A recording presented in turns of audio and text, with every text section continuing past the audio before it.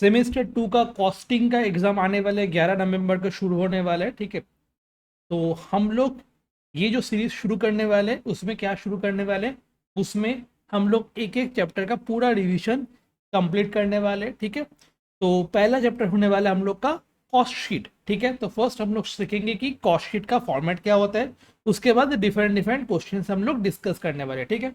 तो फर्स्ट हम लोग कॉस्ट शीट को सीखने के लिए मेरे को क्या जानना होगा कॉस्ट शीट में, ठीक है। टोटल 7 स्टेप्स होते हैं। मैं जल्दी जल्दी ये करूंगा, रिवीजन करूंगा, बिकॉज ज़्यादा टाइम नहीं लूंगा।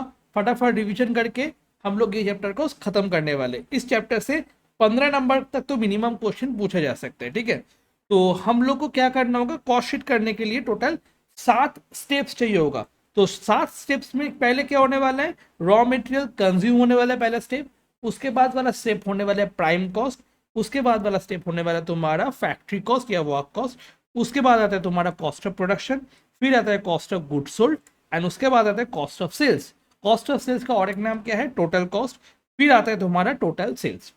तो हम लोग को फर्स्ट जो स्टेप है वो है रॉ मटेरियल कंज्यूम। तो रॉ मटेरियल कंज्यूम हम लोग कैसे निकालेंगे, फॉर्मेट हो जाएगा तुम्हारा cost sheet for the year ended, quantity, amount and per unit rupees. तो रॉ मटेरियल कंज्यूम हम लोग कैसे निकालेंगे, first opening stock of raw material जो है उसके साथ हम लोग क्या प्लस करेंगे, परचेज किए तो purchase of raw material plus कर देंगे।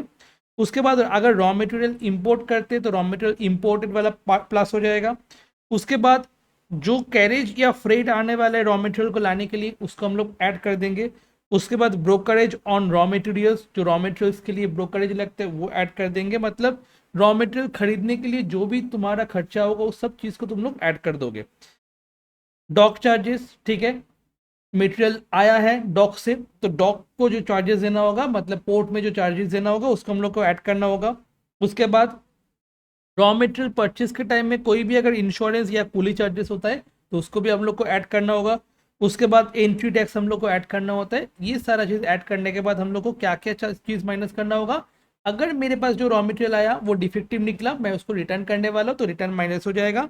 उसके बाद रॉ मटेरियल जो ट्रांसफर करते हैं अदर डिपार्टमेंट में उसको हम लोग माइनस कर देंगे। सपोज कोई मटेरियल क्या हुआ, डिस्ट्रॉय हो गया तो मटेरियल डिस्ट्रॉयड को हम लोग माइनस कर देंगे। फिर क्या हो जाएगा, अगर कोई भी क्लोजिंग स्टॉक और रॉ मटेरियल होगा उसको हम लोग माइनस कर देंगे। मेनली क्या आता है, मेनली आता है यहाँ पे ओपनिंग स्टॉक और रॉ मटेरियल प्लस परचेज और raw material minus closing stock और रॉ मटेरियल करने से क्या आ जाता है तुम्हारा रॉ मटेरियल कंज्यूम। एंड इसके साथ साथ कैरेज या freight of raw material purchase वो भी आता है। याद रखना यहाँ पे क्या, कैरेज एंड फ्रेट इनवर्ड होना चाहिए, आउटवर्ड नहीं होना चाहिए। आउटवर्ड रिलेटेड टू सेल्स होता है, ठीक है, जो सेलिंग में चले जाते हैं, but inward related to purchase होता है, मतलब गुड्स को लेके आने के लिए जो खर्चा होता है वो कैरेज इनवर्ड को बोला जाता है, ठीक है। तो ये सारा चीज हम लोग जब प्लस और माइनस कर देंगे तो क्या निकल जाएगा, मेरा पहला स्टेप निकल जाएगा रॉ मटेरियल कंज्यूम। तो फर्स्ट स्टेप हम लोग को क्या निकालना होगा, raw material consume first step निकालना होगा। उसके बाद हम लोग क्या करेंगे, जो भी डायरेक्ट लेबर है, ठीक है, या प्रोडक्टिव लेबर है उसको हम लोग ऐड कर देंगे। और डायरेक्ट एक्सपेंसेस या फिर चार्जेबल एक्सपेंस जो है उसको हम लोग क्या कर देंगे, ऐड कर देंगे। ये दोनों चीज ऐड करने के बाद रॉ मटेरियल कंज्यूम के साथ ये दोनों चीज ऐड करने के बाद जो आने वाला है उसको हम लोग क्या बोलते हैं, प्राइम कॉस्ट बोलते हैं। तो सेकंड स्टेप क्या होने वाला है, प्राइम कॉस्ट होने वाला है। तो first raw material consume and second क्या होने वाला है, प्राइम कॉस्ट। अब प्राइम कॉस्ट जब निकल गया, प्राइम कॉस्ट के बाद हम लोग क्या करेंगे, जो भी फैक्ट्री से रिलेटेड खर्चा है उसको हम लोग ऐड कर देंगे। फैक्ट्री से रिलेटेड खर्चा मतलब, फैक्ट्री रिलेटेड खर्चा मतलब क्या होता है, फैक्ट्री रेंट, ठीक है। तो फैक्ट्री वर्कर को जो वेजेस देते हैं वो सब चीज, इनडायरेक्ट वेजेस जो है, ठीक है। डायरेक्ट वेजेस तुम्हारा यहाँ पे आ जाएगा, याद रखना डायरेक्ट लेबर या डायरेक्ट वेजेस हम लोग यहाँ पे ऐड करेंगे, बट फैक्ट्री रिलेटेड खर्चा जो है वो हम लोग फैक्ट्री ओवरहेड में डाल देंगे। ओवरहेड का और एक नाम क्या है, इनडायरेक्ट एक्सपेंसेस। ओवरहेड का और एक नाम क्या होता है, इनडायरेक्ट एक्सपेंस को हम लोग क्या बोलते हैं, ओवरहेड बोलते हैं। क्लियर। अब इसके प्राइम को साथ हम क्या ऐड कर रहे हैं, फैक्ट्री ओवरहेड एंड ये सब ऐड कर रहे हैं। उसके बाद अगर ओपनिंग स्टॉक और रॉ मटेरियल हुआ वो ऐड कर देंगे एंड क्लोजिंग स्टॉक और रॉ मटेरियल जो है वो हम लोग क्या कर देंगे, माइनस कर देंगे। ओपनिंग स्टॉक और रॉ मटेरियल प्लस करेंगे एंड क्लोजिंग स्टॉक और रॉ मटेरियल क्या करेंगे, हम लोग माइनस करेंगे। और उसके बाद कोई भी अगर सेल ऑफ स्क्रैप हुआ, स्क्रैप में अगर कोई सेल किए उसको भी हम लोग क्या माइनस कर देंगे, ठीक है। और फैक्ट्री रिलेटेड जो भी खर्चा होगा, ओवरहेड क्या क्या होगा वो हम लोग नोट नंबर 3 में डिस्कस करने वाले बाद में। तो प्राइम कॉस्ट के साथ जब factory opening stock of WIP, closing stock of WIP ये सब चीज कर देंगे तो जो निकलेगा उसको हम लोग क्या बोलते हैं, फैक्ट्री कॉस्ट या फिर वर्क कॉस्ट। तो फैक्ट्री कॉस्ट और वर्क कॉस्ट के साथ हम लोग क्या ऐड करेंगे, ऑफिस से रिलेटेड जो खर्चे हैं, मतलब ऑफिस एंड एडमिनिस्ट्रेटिव ओवरहेड जो है वो हम लोग प्लस कर देंगे। प्लस करने के बाद जो आएगा उसको हम लोग बोलते हैं क्या, कॉस्ट ऑफ प्रोडक्शन। अब कॉस्ट ऑफ प्रोडक्शन जब निकल जाता है तो कॉस्ट ऑफ प्रोडक्शन के साथ हम लोग क्या करते हैं, opening stock of finish goods plus कर देते हैं and closing stock of finish goods minus कर देते हैं, तो उससे क्या आ जाता है, कॉस्ट ऑफ गुड्स सोल्ड। अब ओपनिंग स्टॉक का वैल्यू मॉडलेस दिया जाता है, but closing stock of finish goods का क्वेश्चन में वैल्यू नहीं गिवन रहता है, तो वो वाला वैल्यू हम लोग को निकालना होता है। उसके लिए FIFO method, LIFO method, simple average and weighted average, ये 4 मेथड से उसका निकालने का फॉर्मूला है, तो वो कॉस्ट ऑफ गुड्स सोल्ड तुम्हारा आ जाएगा। अब cost of goods sold plus तुम्हारा कॉस्ट ऑफ प्रोडक्शन के साथ opening stock of finish goods and closing stock of finish goods adjust करवाएंगे तो क्या आ जाएगा, कॉस्ट ऑफ गुड्स सोल्ड आ जाएगा। अब कॉस्ट ऑफ गुड्स सोल्ड हम लोग निकालने के बाद हम लोग क्या करेंगे, जो भी सेलिंग एंड डिस्ट्रीब्यूशन का ओवरहेड है वो लोग हम लोग प्लस कर देंगे, मतलब सेल करने के लिए एंड डिस्ट्रीब्यूशन करने के लिए जो भी एक्सपेंसेस होगा उसको हम लोग सेलिंग एंड डिस्ट्रीब्यूशन में रखते हैं। तो सेलिंग एंड डिस्ट्रीब्यूशन ओवरहेड में हम लोग जब लिख देंगे तो क्या निकल जाएगा, कॉस्ट ऑफ सेल्स, मतलब जो गुड्स सेल किए उसका कॉस्ट प्राइस, और इसको हम लोग बोला जाता है टोटल कॉस्ट, मतलब सारा जो खर्चा है उसको हम लोग ऐड करते करते उस प्रोडक्ट का कितना कॉस्ट हुआ वो हम लोग निकाल लेंगे, उसको हम लोग क्या बोलेंगे, टोटल कॉस्ट बोल देंगे। अब टोटल कॉस्ट के साथ हम लोग प्रॉफिट को जोड़ के, टोटल कॉस्ट के साथ हम लोग प्रॉफिट को जोड़ के जो निकालेंगे उसको हम लोग क्या बोलेंगे, टोटल सेल्स। तो कितना स्टेप हुआ, टोटल 7 स्टेप हुआ। फर्स्ट स्टेप हम लोग क्या क्या निकला, raw material consume. Second step क्या हुआ तुम्हारा, प्राइम कॉस्ट। थर्ड स्टेप क्या हुआ, फैक्ट्री ओवरहेड। फोर्थ स्टेप क्या हुआ तुम्हारा, cost of production. Fifth step हुआ तुम्हारा cost of goods sold. Six हुआ कॉस्ट ऑफ सेल्स और टोटल कॉस्ट, एंड लास्ट में आता है तुम्हारा टोटल सेल्स जो 7वां स्टेप होता है। ठीक है, तो फर्स्ट हम लोग नोट नंबर 1 डिस्कस करेंगे जहां पे है तुम्हारा direct labour. What is direct labour, मतलब होता है जो भी रेम्यूनरेशन हम लोग पे करते हैं वर्कर को जो डायरेक्टली एंगेज है प्रोडक्शन में, उसको जो इतना पेमेंट करेंगे उसको हम लोग क्या बोलते हैं, डायरेक्ट वेजेस बोलते हैं। और डायरेक्ट वेजेस में क्या क्या आता है, डायरेक्ट वेजेस जो वर्कर को हम लोग वेजेस देते हैं वो वाला चीज, अलाउंसेस, बोनस, ये सब चीज हम लोग आ जाएगा। आउटस्टैंडिंग अगर करंट ईयर का है तो प्लस कर दोगे, अगर आउटस्टैंडिंग प्रीवियस ईयर का है तो माइनस कर दोगे। प्रीपेड अगर करंट ईयर का है तो माइनस कर दोगे, एंड प्रीपेड अगर प्रीवियस ईयर का होगा तो हम लोग क्या कर देंगे, ऐड कर देंगे। ये होता है तुम्हारा डायरेक्ट लेबर। ठीक है, इसके बाद हम लोग क्या करने वाले, डायरेक्ट एक्सपेंसेस। डायरेक्ट एक्सपेंस में क्या क्या आता है, किसी का लाइसेंस फीस, ठीक है, cost of design, cost of patent, higher charges of special plants, royalty on production, fees and technical assistance and know how, ये सारा चीज तुम्हारा खर्चा आ जाता है डायरेक्ट एक्सपेंस में।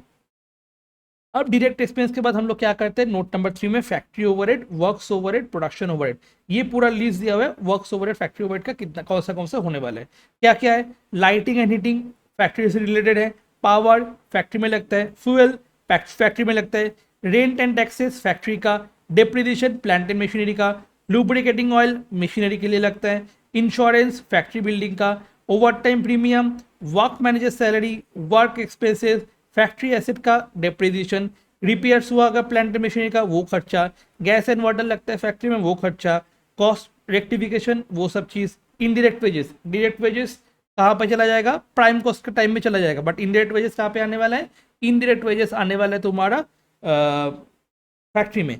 उसके बाद आता है तुम्हारा लेबर वेलफेयर, उसके बाद कैंटीन का खर्चा, कैंटीन में वर्कर लोग जाते हैं उसका खर्चा, wages and maintenance staff, indirect material, ठीक है, उसके बाद unproductive wages, factory cleaning, work telephone charges, indirect expenses, ठीक है, leave wages, supervision expense and canteen and welfare expense, सारा का सारा खर्चा जो है वो फैक्ट्री में आ जाएगा। अब फैक्ट्री के बाद जो भी चीज़ होगा वो ऑफिस का खर्चा होने वाला है, जैसे ऑफिस का एम्प्लॉय का salary, rent, rates and taxes, depreciation office building का डेप्रिसिएशन ऑन ऑफिस फर्नीचर। याद रखना फर्नीचर इक्विपमेंट ऑफिस में यूज होता है, तो फर्नीचर इक्विपमेंट का अगर डेप्रिसिएशन होगा तो ऑफिस में डालना है, ठीक है, पर प्लांट एंड मशीनरी का जो डेप्रिसिएशन होगा वो हम लोग कहाँ पे डालेंगे, फैक्ट्री के अंदर डाल देंगे। उसके बाद टेलीफोन एक्सपेंस होता है, उसके बाद ऑडिट फीस हो जाएगा, ऑडिट फीस के बाद हम लोग क्या करेंगे, सैलरी ऑफ मैनेजिंग डायरेक्टर करेंगे वो ऐड करना होगा, लीगल एक्सपेंसेस ऐड करना होगा, बैंक चार्जेस ऐड करना होगा, पोस्टेज ऐड करना होगा, डायरेक्टर कहाँ पे बैठता है, ऑफिस में बैठता है, तो डायरेक्टर का खर्चा ऐड हो जाएगा। उसके बाद ऑफिस इलेक्ट्रिसिटी ऐड हो जाएगा, ऑफिस इलेक्ट्रिसिटी के बाद प्रिंटिंग एंड स्टेशनरी हम लोग को ऐड करना होगा। उसके बाद डायरेक्टर जो मीटिंग करता है उसका जो एक्सपेंस होगा वो हम लोग ऑफिस में डाल देंगे, मैनेजमेंट एक्सपेंस ऑफिस में आ जाएगा, एंड मैनेजर सैलरी भी ऑफिस में आ जाएगा। तो ये हुआ तुम्हारा ऑफिस का जो भी खर्चा होता है। उसके बाद सेलिंग एंड डिस्ट्रीब्यूशन ओवरहेड में क्या क्या आने वाला है, सेलिंग एंड डिस्ट्रीब्यूशन मतलब जो सेल करने के लिए जो भी खर्चा होगा वो सेलिंग एंड डिस्ट्रीब्यूशन में आ जाता है। तो सेलिंग एंड डिस्ट्रीब्यूशन में क्या होने वाला है, ट्रैवलिंग एक्सपेंस होने वाला है, रेंट एंड वेयरहाउस एक्सपेंस होने वाला है, एडवर्टाइजमेंट होने वाला है, सेल्स डिपार्टमेंट सैलरी होने वाला है, प्री गिफ्ट होने वाला है, डिलीवरी वैन का खर्चा, कैरेज आउटवर्ड याद रखने बोले थे, कैरेज इनवर्ड आता है तुम्हारा प्राइम कॉस्ट के टाइम, तुम्हारा रॉ मटेरियल कंज्यूम के टाइम में, बट कैरेज आउटवर्ड तुम्हारा आता है सेलिंग एंड डिस्ट्रीब्यूशन के टाइम में। रेंट रेट्स टैक्सेस आ जाएगा सेलिंग का, पैकेजिंग ऑफ डिलीवरी ये सारा चीज तुम्हारा आ जाएगा, depreciation on delivery van and showroom expenses ये सारा चीज आ जाएगा तुम्हारा सेलिंग एंड डिस्ट्रीब्यूशन ओवरहेड के अंदर। उसके बाद हम लोग कुछ कुछ आइटम्स को कॉस्ट शीट में कंसीडर नहीं करते, जो अकाउंट से मतलब फाइनेंशियल अकाउंटिंग से रिलेटेड जो भी आइटम्स है उसको हम लोग क्या करते हैं, उसको हम लोग कंसीडर नहीं करते वाइल प्रिपेयरिंग कॉस्ट शीट। वो कौन सा आइटम्स है, वो आइटम्स है तुम्हारा discount allowed, discount receive, preliminary expenses, goodwill return of, interest on investment, interest on loan taken, dividend, income tax, donation, interest on bank loan, bad debt recovery, underwriting commission, bad debt, fines, penalties, discount on issue of shares and debentures, commission, retrenchment to workers, interest and debentures, ये सारा चीज हम लोग consider नहीं करते while preparing the cost sheet because ये सारा का सारा item related to financial accounting है। ठीक है, special items, primary packing material direct expense से रिलेटेड है, बट सेकेंडरी अगर हो जाएगा वो सेलिंग से रिलेटेड हो जाएगा। Scrap value of normal loss deducted from raw material purchase but abnormal loss of raw material deducted from cost of raw material purchase से माइनस हो जाएगा। ठीक है जी, ये वाला चीज। उसके बाद क्या दिया हुआ है, स्क्रैप वैल्यू जो है abnormal loss का raw material not shown in the cost sheet. ठीक है, it is credited to costing PL account. Sale of scrap deducted कहां से होगा, फैक्ट्री ओवर से होने वाला है। सेल ऑफ scrap value of normal loss of finished goods deduct from cost of production, abnormal loss of finished goods deduct from cost of production, scrap value of normal loss finished year not shown in the cost sheet, wages of normal idle time treated as factory overhead and wages of abnormal idle time not shown in the cost sheet। याद रखना है abnormal idle time हम लोग cost sheet में नहीं लेते। Royalty and production अगर production से रिलेटेड है तो डायरेक्ट एक्सपेंस में जाएगा, बट सेल से अगर रिलेटेड है तो वो सेलिंग एंड डिस्ट्रीब्यूशन ओवरहेड में चला जाता है। तो ये हुआ तुम्हारा स्पेशल कुछ आइटम्स। अब हमारा आता है जो फिक्स फिनिश गुड्स को हम लोग लिखते हैं ना, फिनिश गुड्स का हम लोग को क्या करना होगा, फिनिश गुड्स का जब वैल्यूएशन करना होगा closing stock of finish goods, उसके लिए हम लोग का simple weighted and FIFO LIFO वाला फॉर्मूला है। तो सिंपल एंड वेटेड एवरेज हम लोग क्या करेंगे, यहाँ पे फॉर्मूला देख लेंगे, एंड फीफो लिफो वाला बाद में हम लोग वीडियो के साथ साथ देख लेंगे कि कैसे फीफो लिफो का वैल्यूएशन होता है। तो सिंपल एवरेज मेथड में वैल्यूएशन कैसा होगा, rate of opening stock of finish goods plus rate of production divide by 2 multiplied by closing stock of finish goods. Rate of opening stock of finish goods plus rate of production divide by 2 into closing stock of finish goods करना होगा। उसके बाद value मतलब यहाँ पे value हम लोग को करना होगा, यहाँ पे रेट होता है, यहाँ पे वैल्यू होता है। तो वैल्यू में क्या हो जाएगा, वैल्यू लेना होगा ओपनिंग स्टॉक का, कॉस्ट ऑफ प्रोडक्शन का वैल्यू लेना होगा, एंड इसके साथ साथ जो डिवाइड होने वाले हैं वो नंबर ऑफ यूनिट्स होने वाला है ओपनिंग स्टॉक का, एंड नंबर ऑफ यूनिट्स होने वाला है प्रोडक्शन का, और मल्टीप्लाई करेंगे क्या, जो निकालना चाहते हैं जो कि क्लोजिंग स्टॉक का वैल्यूएशन है, क्लोजिंग स्टॉक का फिनिश गुड्स, वो हम लोग मल्टीप्लाई कर देंगे।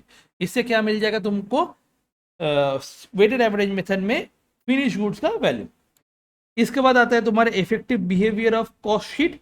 उसमें क्या होता है, change in cost by change in output. ये 2023 में भी आया था, 2024 में भी आया था, 2025 में आने का चांसेस बहुत ही ज़्यादा कम होता है।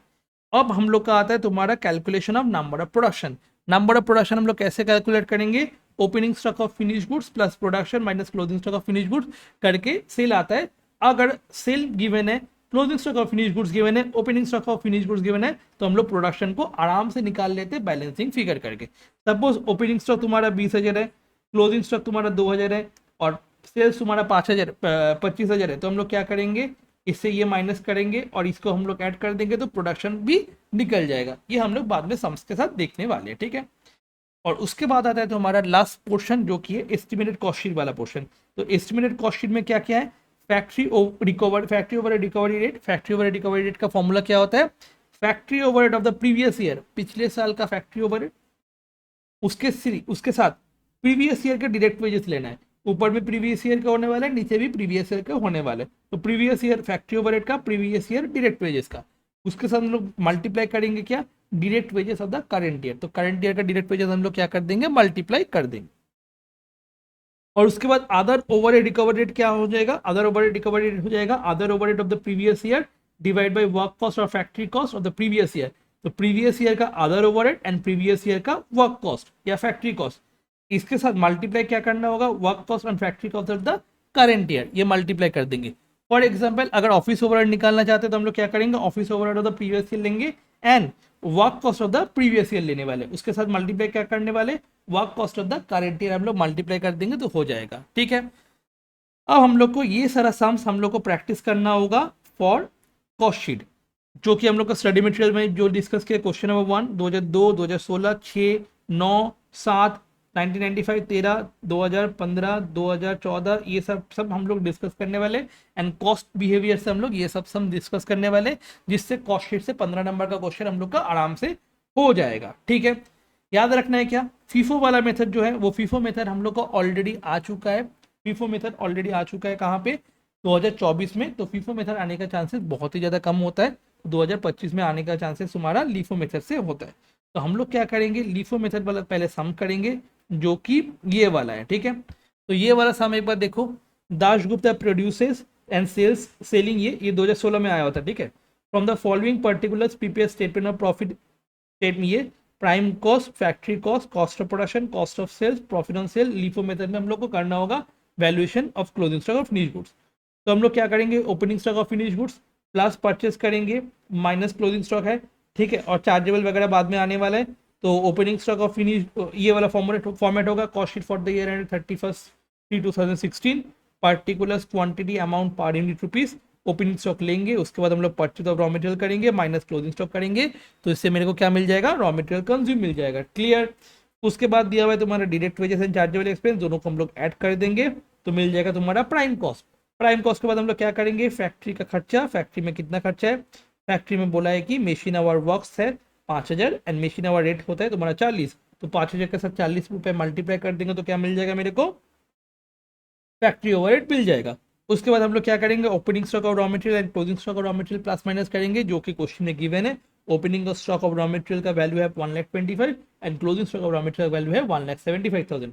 तो 1,25,000 को प्लस करेंगे, 1,75,000 का हम लोग माइनस करेंगे, माइनस करके मिल जाएगा मेरे को वर्क कॉस्ट। अब वर्क कॉस्ट के बाद हम लोग क्या करेंगे, ऑफिस ओवरहेड मल्टीप्लाई करेंगे। ऑफिस ओवरहेड के लिए बोला है क्या, 7 रुपए करके पर यूनिट दिया हुआ है। ऑफिस ओवरहेड कितना दिया हुआ है, 7 रुपए करके पर यूनिट। अब पर यूनिट मतलब क्या होता है, मेरे को यूनिट निकालना है, यूनिट के साथ वो मल्टीप्लाई करना होगा। यूनिट कैसे निकालेंगे, ओपनिंग स्टॉक का गिवन है यूनिट, क्लोजिंग स्टॉक का यूनिट गिवन है एंड हम लोग का सेल का यूनिट गिवन है, जिससे हम लोग प्रोडक्शन यूनिट आराम से निकाल लेंगे। वो कैसे होगा, हम लोग का जो फॉर्मूला होता है, opening stock of finish goods plus production minus closing stock of finish good equals to sales.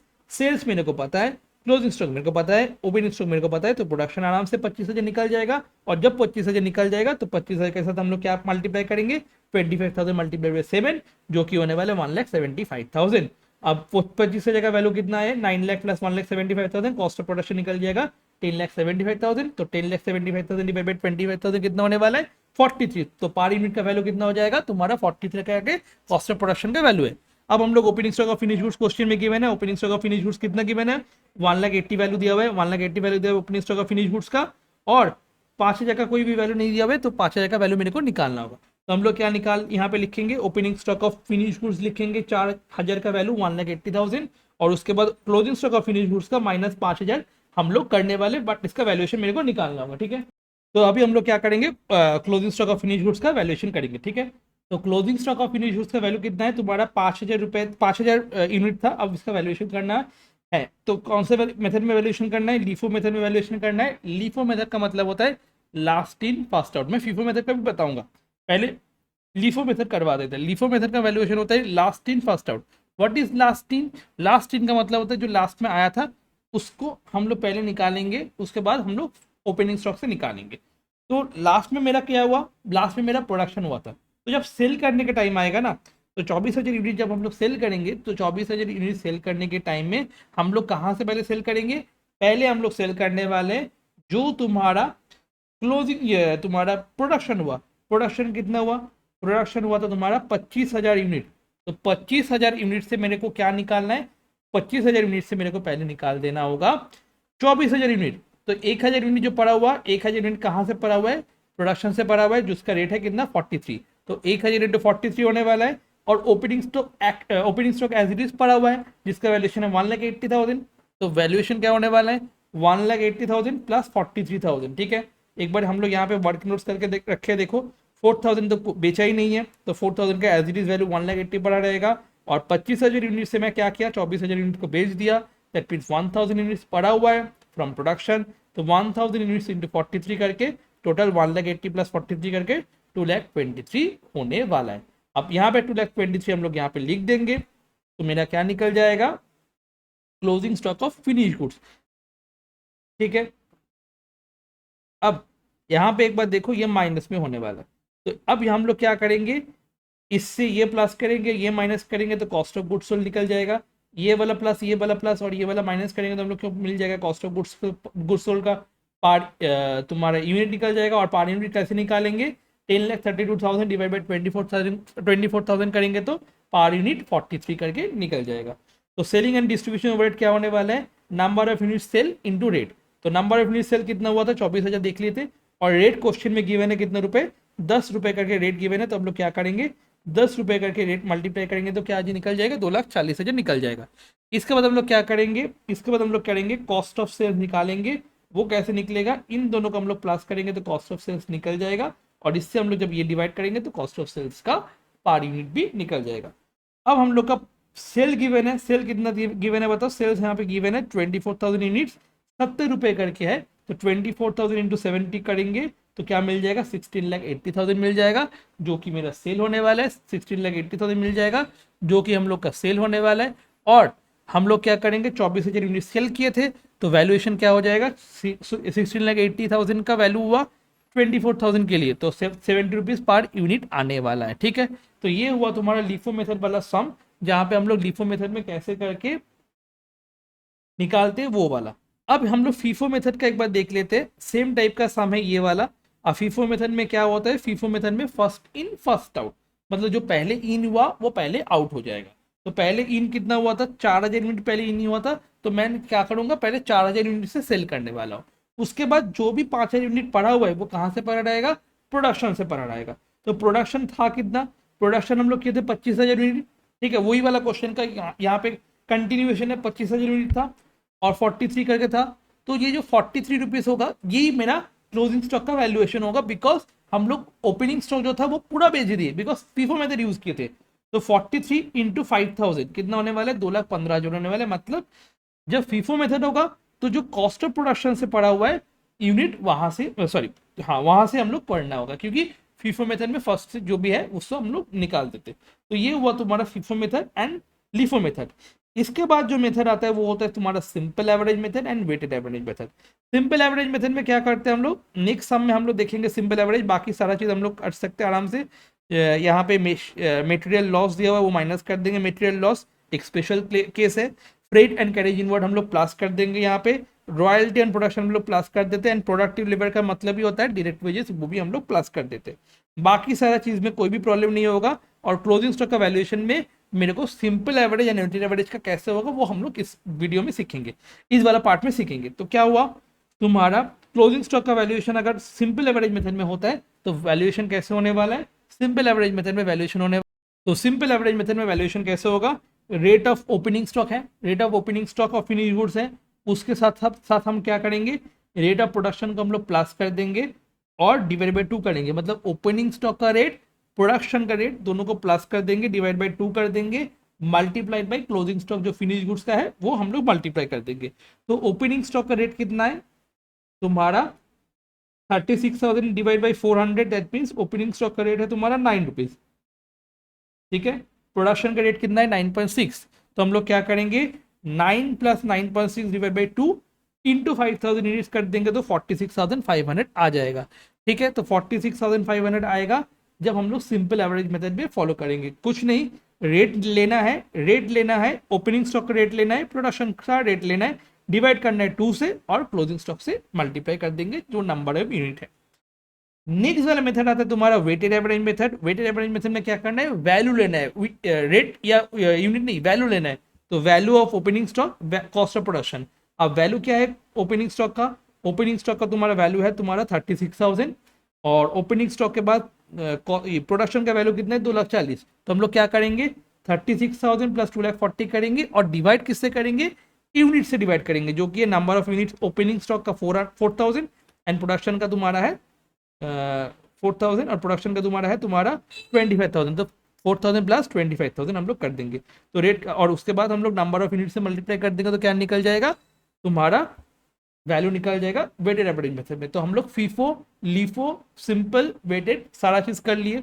कुछ कुछ आइटम जो इंपॉर्टेंट है वो हम लोग डिस्कस कर लिए। यहाँ पे भी कुछ कुछ आइटम इंपॉर्टेंट है। कैरेज यूनिट हम लोग ऑलरेडी देखे, हम लोग प्लस करेंगे at the time of raw material consume. Material destroy या एबनॉर्मल उसको हम लोग माइनस कर देते हैं। और सेल ऑफ स्क्रैप हम लोग जब फैक्ट्री ओवरहेड करते हैं ना, ठीक है, वर्क्स कॉस्ट जब निकालते हैं तो हम लोग सेल ऑफ स्क्रैप को माइनस कर देंगे। मतलब यहाँ पे इंपॉर्टेंट आइटम्स कौन सा हुआ? यहाँ पे इंपॉर्टेंट आइटम हुआ तुम्हारा एक तो मटेरियल डिस्ट्रॉयड और सेल ऑफ स्क्रैप। तो मटेरियल डिस्ट्रॉयड हम लोग कहाँ पे माइनस कर देंगे? मटेरियल डिस्ट्रॉयड या एब्नॉर्मल हम लोग रॉ मटेरियल का टाइम में माइनस कर देंगे, कंज्यूम का टाइम में। और सेल ऑफ स्क्रैप हम लोग कहाँ पे माइनस कर देंगे? वाइल कैलकुलेटिंग वर्क कॉस्ट हम लोग माइनस कर देते, ठीक है। और simple average weighted average already हम लोग सीख लिए थे तो इजीली हो जाता है। अब ये वाला क्वेश्चन आता है मिसिंग फिगर वाला। तो मिसिंग फिगर वाला क्वेश्चन में क्या बोला जाता है? जैसे यहाँ पे बोला है 25% ऑफ द प्राइम कॉस्ट, मतलब प्राइम कॉस्ट 100 अगर होगा, ये 25 होने वाला है तो ये 75 होने वाला है।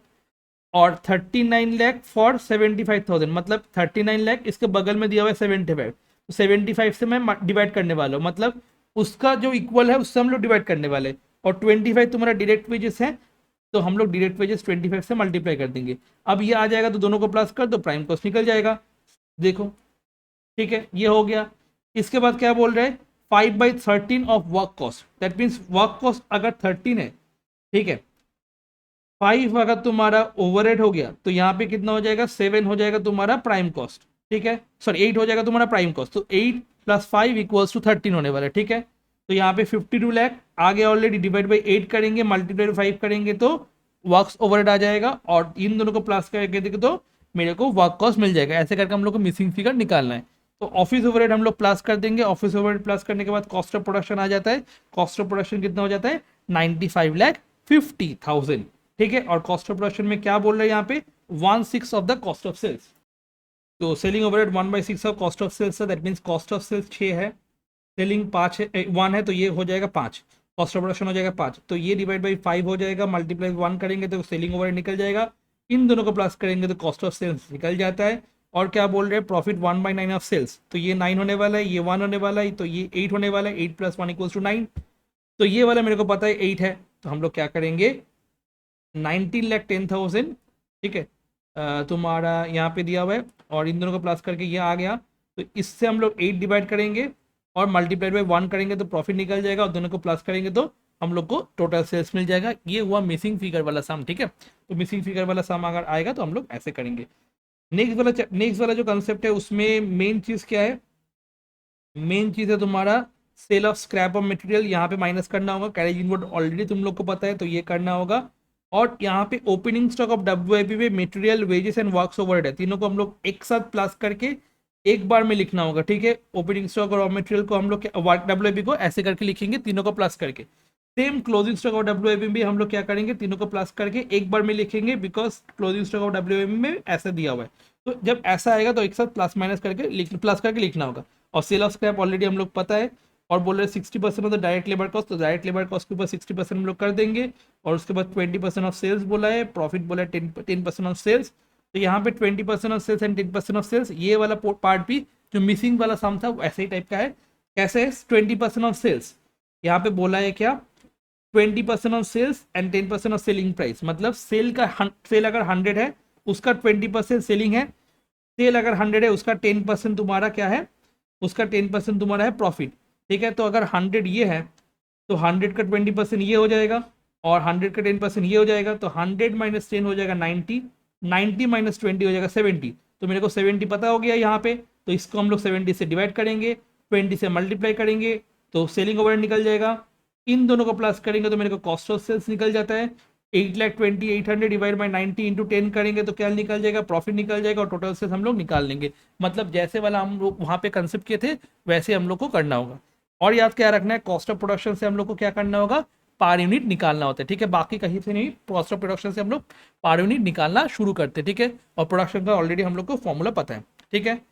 यहाँ पे जो सम है, यहाँ पे इंपॉर्टेंट वाला क्वेश्चन पोर्शन कौन सा है, स्किल्ड एंड स्किल्ड वाला पोर्शन एंड अनस्किल्ड वाला पोर्शन। डायरेक्ट लेबर का कुछ नहीं करना है, 60 स्किल्ड लेबर है, उससे हम लोग 50 रुपए करके मल्टीप्लाई करेंगे, एक एक लेबर का 50 रुपए करके होता है, तो 60 लेबर का कितना होगा, और एक एक दिन के लिए 50 रुपए होता है, तो 250 दिन के लिए कितना होने वाला है, तो मल्टीप्लाई बाय 250 करना होगा।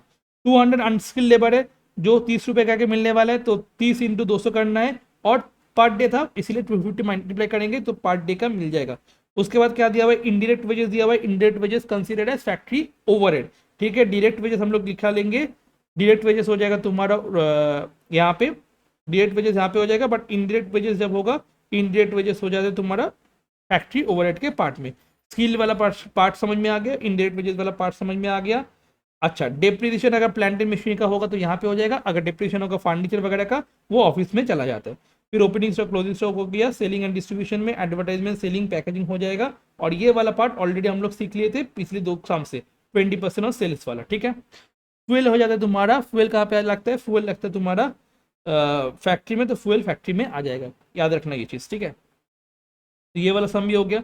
इसके बाद कॉस्ट ऑफ कॉस्ट बिहेवियर का सम होता है, कॉस्ट बिहेवियर का सम्स आने का चांसेस बहुत ही कम है, बिकॉज 2024 में ऑलरेडी आया हुआ था, तो 2025 में आने का चांसेस बहुत ही कम है, 2023 में भी इनफैक्ट आया हुआ था।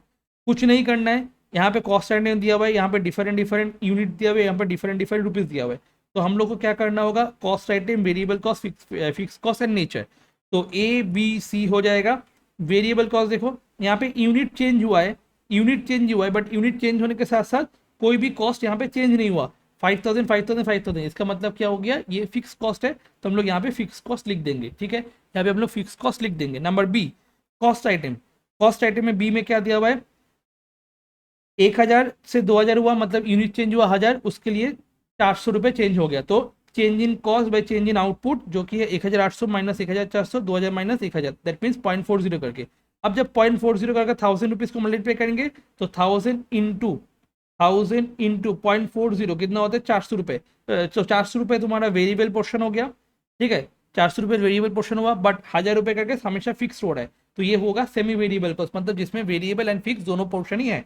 और दूसरा है तुम्हारा वेरिएबल कॉस्ट, जो वेरिएबल कॉस्ट क्या होने वाला है, change in cost by change in output.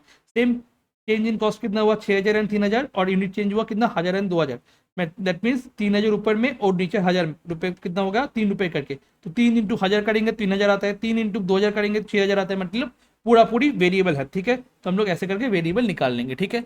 और उसके बाद अगर कॉस्ट शीट बनाने बोल रहे 2500 यूनिट के लिए, तो मेरे को पता है आइटम ए के लिए फिक्स होगा 5000, सेमी वेरिएबल वाला पोर्शन के लिए 2500 इंटू 40.40 करना है, तो 1000 आ जाएगा, बट फिक्स वाला पोर्शन 1000 तो रहेगा ही। 2500 इंटू 3 रुपये करके तुम्हारा वेरिएबल पोर्शन निकाले थे, ये करेंगे तो टोटल कॉस्ट निकल जाएगा।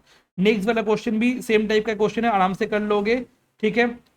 अब यहाँ पे तुम्हारा जो परसेंटेज वाला चीज है, परसेंटेज को ऐसा यूनिट समझो, इजीली हो जाता है। 80% दिया हुआ है, 80% के लिए कितना होने वाला है, ये बोला है, तो हम लोग क्या करेंगे, चेंज इन आउटपुट में कुछ नहीं, 90% एंड 60%, 90 माइनस 60 करके 30% आता है, और ऊपर में ये 3000 हो जाएगा, तो 3000 डिवाइड में 30 हो जाएगा, तो 100 हो जाएगा, तो 100 इंटू क्या करना है, 100 इंटू 60 करना है, तो 6000 आता है, तो 24000 में 6000 तुम्हारा हो गया, 24000 सेम है, बट यहाँ पे 22000 है, तो 22000 है तुम्हारा, 6000 तुम्हारा वेरिएबल वाला पोर्शन है, तो फिक्स वाला पोर्शन कितना हो जाएगा, 16000, that is semi variable cost, that is semi variable cost, ठीक है।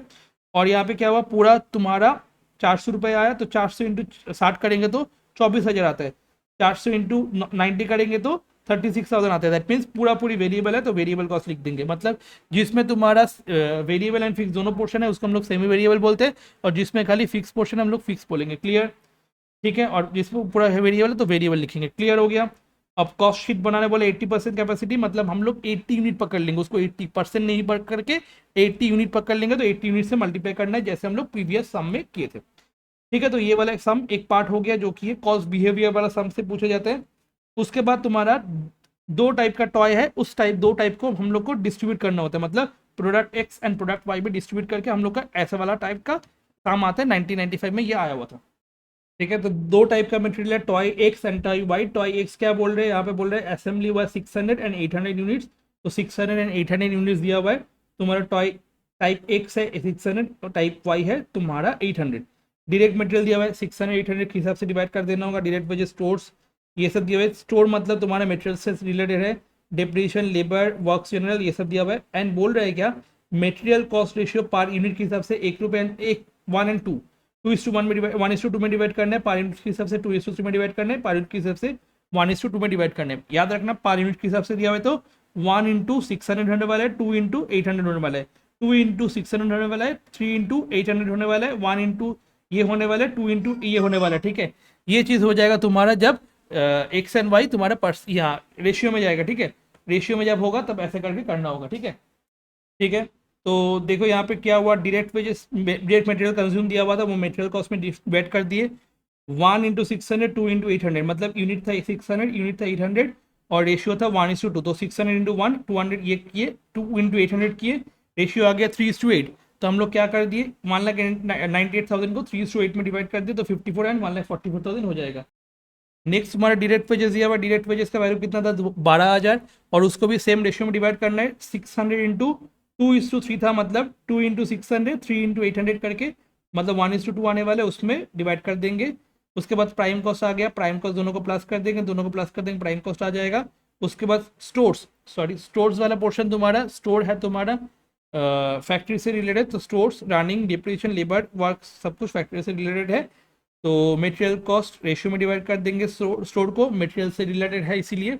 रनिंग को हम लोग मशीन से डिवाइड कर देंगे, जो निकालेंगे 600 इंटू 1 2 इंटू 800 जो कि 3:8 आने वाला है। डिप्रीशिएशन भी मशीन से रिलेटेड है तो मशीन से डिवाइड करना होगा। लेबर एम्यूनिटीज को लेबर से डायरेक्ट लेबर से डिवाइड करना है एंड वर्क जनरल को डायरेक्ट लेबर से डिवाइड करना है। डिवाइड करके ऐसे बैठा देंगे। उसके बाद वर्क कॉस्ट आ जाएगा दोनों को प्लस करके।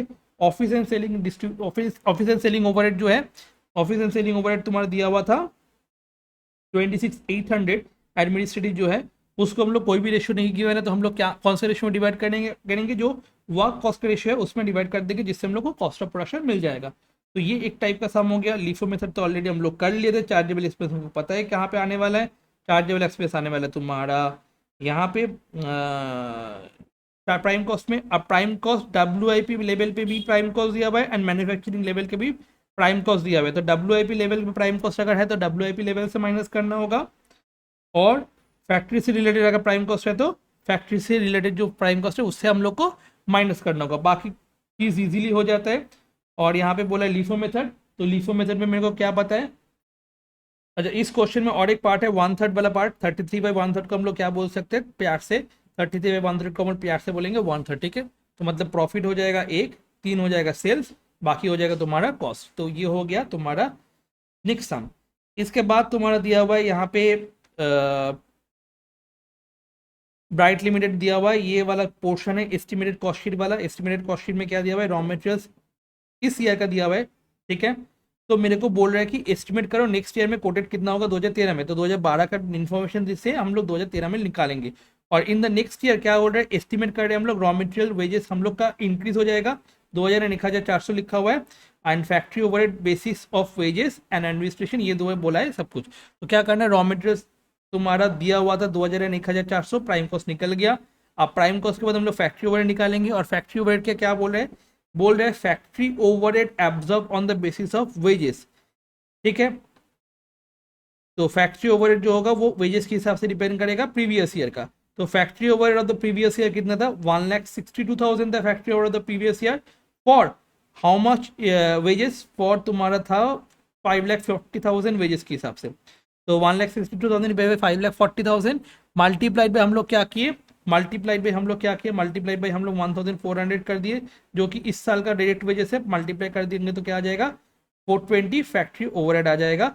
और दोनों को प्लस से कर देंगे तो वर्क कॉस्ट निकल जाते हैं। एंड एडमिनिस्ट्रेटिव ओवरहेड क्या बोल रहे हैं, administrative overhead on the basis of work cost. तो मेरे को क्या करना होगा, प्रीवियस ईयर का वर्क कॉस्ट निकालना होगा और करंट ईयर का वर्क कॉस्ट हमको पता है 3820। तो works office overhead administrative overhead कितना है 1,12,160। तो 1,12,160 divide by work cost of the previous year. Work cost of the previous year कैसे निकालेंगे, रॉ मटेरियल वेजेस फैक्ट्री को प्लस कर देंगे तो प्रीवियस ईयर का मेरे को निकल जाएगा। और 3820 मेरे को वर्क कॉस्ट है, मल्टीप्लाई कर देंगे तो क्या मिल जाएगा एडमिनिस्ट्रेटिव मिल जाएगा, दोनों को प्लस कर देंगे तो कॉस्ट ऑफ प्रोडक्शन निकल जाएगा, इसको ही हम लोग कॉस्ट ऑफ सेल्स बोल सकते हैं। और प्रॉफिट बोला था 25% ये, तो 25% हम लोग कर देंगे, तो ये हुआ तुम्हारे एस्टिमेटेड कॉस्टिंग वाला सम, ठीक है।